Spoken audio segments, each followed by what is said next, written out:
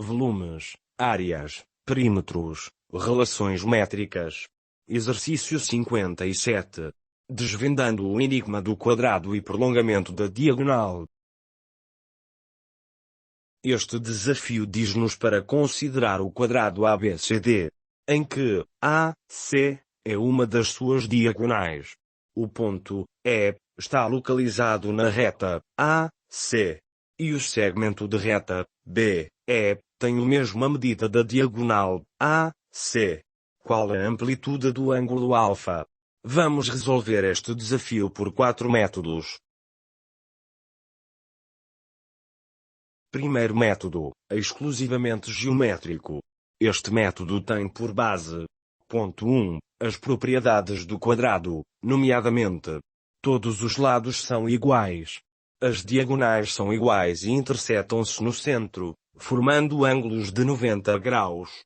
E as diagonais bissetam os ângulos internos em 45 graus cada.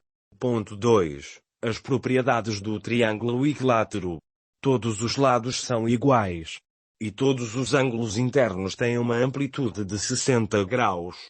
Ponto 3. Simetria axial. As diagonais do quadrado são eixos de simetria, refletindo propriedades de um lado para o outro. Passo 1.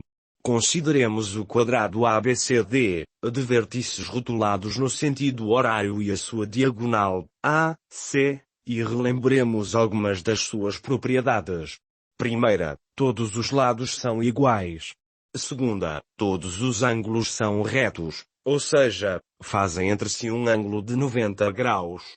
Terceira, as diagonais têm o mesmo comprimento e são perpendiculares entre si. Quarta, as diagonais de um quadrado também dividem ao meio os ângulos a partir dos quais são desenhadas. Quinta, as diagonais formam ângulos de 45 graus com os lados do quadrado. Passo 2. Vamos prolongar essa diagonal AC para além do vértice C. Passo 3. Do vértice B, queremos desenhar um segmento de reta BE, tal que o seu comprimento seja igual ao comprimento do segmento de reta AC. Pelo que isso significa que o vértice B deve ser o centro de uma circunferência de raio igual à medida de AC, pelo que BE é um raio dessa circunferência. Passo 4. Traçar o segmento de reta BE. Passo 5. O que se pretende é determinar a amplitude do ângulo alfa. Passo 6. Pela simetria axial do quadrado ABCD relativamente à reta AC, significa que é possível obtermos o simétrico do triângulo OBE, neste caso o triângulo ODE, retângulo em O, sendo que o cateto OB é metade da outra diagonal. Passo 7. O triângulo ODE é o simétrico do triângulo OBE relativamente à reta AC. Passo 8. Se os triângulos são simétricos, então a medida do segmento de reta DE é igual à medida do segmento de reta BE, bem como igual à medida do segmento de reta AC. Passo 9. O triângulo BD é um triângulo equilátero, porque para além dos lados BE e DE serem iguais à diagonal, o lado BD também é uma diagonal do quadrado. Passo 10. Se o triângulo BD é equilátero, sabemos que os seus três ângulos internos são iguais a 60 graus, e porque a reta AC é um eixo de simetria do quadrado, então o ângulo alfa é metade do ângulo interno, ou seja, 30 graus. A amplitude do ângulo alfa mantém-se constante com a variação da medida do lado do quadrado ABCD. Recorrendo ao GeoGebra, podemos começar por visualizar a construção geométrica do nosso desafio que verificam as condições do enunciado. Depois, podemos visualizar os dois triângulos retângulos simétricos axialmente pela reta A, C, e finalmente o triângulo equilátero B, D, E, de lado igual à diagonal do quadrado, e com os três ângulos internos iguais a 60 graus. Sendo o ângulo alfa igual a metade da amplitude dos ângulos internos do triângulo, pelo fato do eixo de simetria ser a bissétris, a sua amplitude é igual a 30 graus. Segundo método, geometria analítica, coordenadas e vetores. Este método tem por base: ponto 1. Num sistema de coordenadas, atribuir coordenadas aos vértices do quadrado. Ponto 2. Tendo por base vetores específicos e o produto escalar entre eles, calculamos o ângulo entre eles usando a fórmula do produto escalar. Ponto 3. Com base na equação da reta suporte de uma das diagonais, e sabendo que as diagonais do quadrado são eixos de simetria refletindo propriedades de um lado para outro. Passo 1. Coordenadas dos vértices do quadrado ABCD e do ponto E. Para utilizarmos este método, temos que começar por posicionar o quadrado no referencial cartesiano, de modo a definir as coordenadas dos quatro vértices e do ponto E. Para facilitar os cálculos, fazemos coincidir o vértice A com a origem dos eixos. No caso da figura temos um quadrado de lado L igual a 8 unidades de comprimento, mas vamos fazer os cálculos para um quadrado geral de lado L. Reparemos que a reta suporte que contém a diagonal A, C, e o ponto E, é a reta de equação y é igual a x, ou seja, a reta que divide o primeiro e terceiro quadrante a meio. Deste modo, o ponto E tem a abscissa igual à ordenada, que pelo fato de não conhecermos, designamos por k. Para calcular k, por exemplo, podemos recorrer à fórmula para o cálculo da distância entre os pontos D e E, que é conhecida igual a L raiz quadrada de 2. Obtendo-se uma equação do segundo grau em k. Recorrendo à fórmula resolvente de uma equação do segundo grau, e escolhendo a solução positiva, porque k é um comprimento, e por isso mesmo não pode ser negativo, obtemos o valor L como o semiproduto de L por 1 mais raiz quadrada de 3.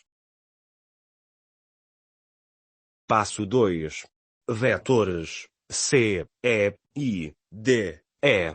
O objetivo é calcular o valor do ângulo alfa, e não esquecendo, é igual ao ângulo θ, porque a reta AC é um eixo de simetria. O ângulo θ é o ângulo formado, por exemplo, entre os vetores C, E, I, D, E. Recordando que o cosseno do ângulo entre dois vetores pode ser obtido dividindo o produto escalar entre eles, pelo produto das respectivas normas. Vamos começar por definir os vetores, para podermos efetuar os cálculos.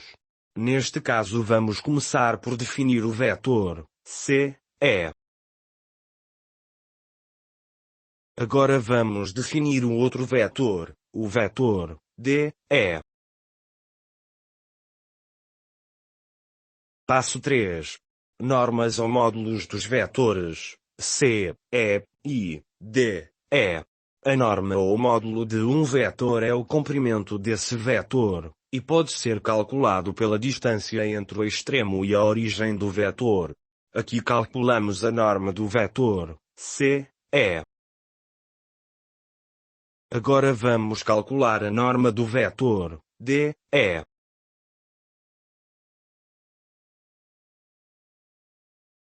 Passo 4. Produto escalar entre os vetores C, E, I, D, E. Este é o numerador da fração que vamos utilizar. I é igual ao semiproduto entre L ao quadrado e a diferença entre 3 e a raiz quadrada de 3. Passo 5. Cálculo do ângulo θ entre os vetores C, E, I, D, E. O cosseno do ângulo θ é então igual ao quociente entre o produto escalar e o produto das normas respectivas. Simplificando, a expressão obtemos cosseno do ângulo θ é igual a metade da raiz quadrada de 3, que corresponde ao ângulo notável de 30 graus. Terceiro método, lei dos cossenos. Este método tem por base: ponto 1. Propriedades do quadrado. Concretamente, todos os lados são iguais a L. As diagonais têm um comprimento igual a L raiz quadrada de 2. As diagonais são eixos de simetria e cruzam-se com ângulos de 90 graus. Cada diagonal faz um ângulo de 45 graus com cada lado do quadrado. Ponto 2. Lei dos cossenos, que nos diz que em qualquer triângulo, o quadrado de um qualquer lado é igual à soma dos quadrados dos outros dois lados, subtraído do dobro do respectivo produto pelo cosseno do ângulo formado entre os mesmos lados. Passo 1. Considerando o triângulo B, C, E, podemos concluir que é um triângulo obtusângulo, de amplitude igual a 135 graus. Passo 2. Aplicando a lei dos cossenos ao triângulo B, C, E, e porque conhecemos, para além do ângulo obtuso, dois dos seus lados, permite-nos calcular o lado C, E. Simplificando a equação, a medida do lado C, E, é igual ao semiproduto de L pela diferença entre a raiz quadrada de 6 e a raiz quadrada de 2. Passo 3. Aplicando, pela segunda vez, a lei dos cossenos ao triângulo B, C, E, vai permitir calcular o ângulo alfa. Simplificando cada um dos termos da equação obtida,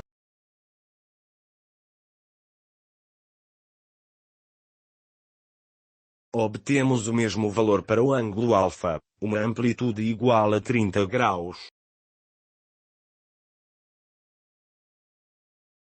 Quarto método, números complexos. Este método tem por base pontos no plano complexo, que são da forma z é igual a x mais i, v, distância de um ponto à origem, e o conceito de argumento, que é o ângulo com o eixo real positivo. Passo 1. Os vértices do quadrado ABCD e o ponto E. E a condição para que o ponto E pertença à reta AC. Passo 2. Cálculo das coordenadas do ponto E, tendo por base a distância entre o vértice B do quadrado e o ponto E. Resolvendo a equação do segundo grau em K, obtemos o ponto E no plano complexo.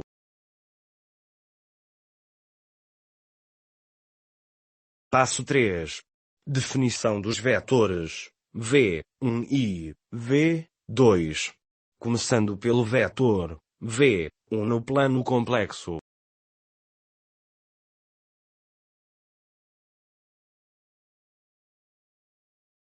Agora o vetor V2 no plano complexo.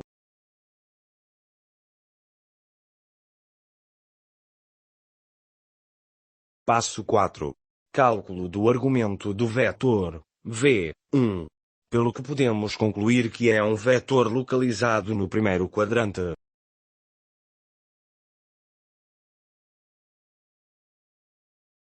E que faz com o eixo real positivo um ângulo de 15 graus.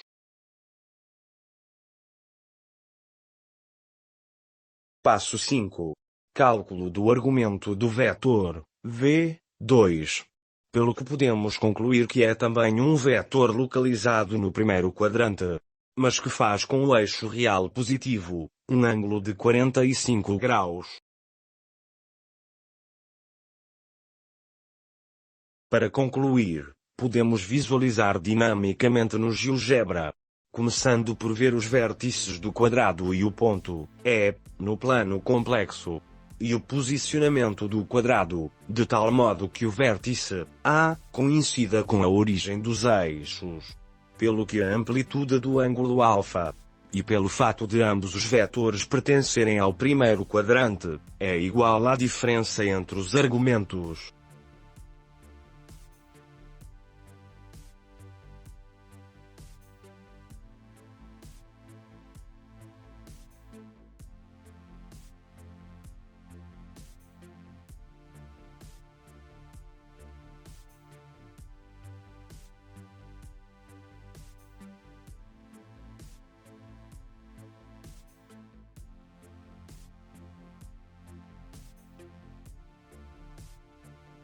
Nota teórica: argumento de um vetor.